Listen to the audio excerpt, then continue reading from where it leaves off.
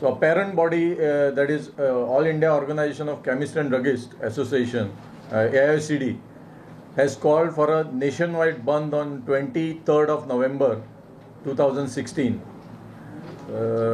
That is regarding the online sale of drugs that is going on now illegally, thereby violating the provisions of Drugs and Cosmetic Act 1940, and also the online pharmacy issue which is prevailing for over last 1 year.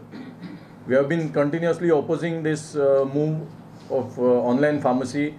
There are many portals, the web portals, which are operating illegally right now. We have made several representations to the government, and the authorities have just failed to take note of the same. So in protest of this and in support of the bandh, our body here, that is the Chemist Druggists Association of Goa, where we have 800 odd members, we will be also resorting to the bandh on 23rd of November, for starting from midnight of 22nd November up to 23rd midnight, that is 24 hours.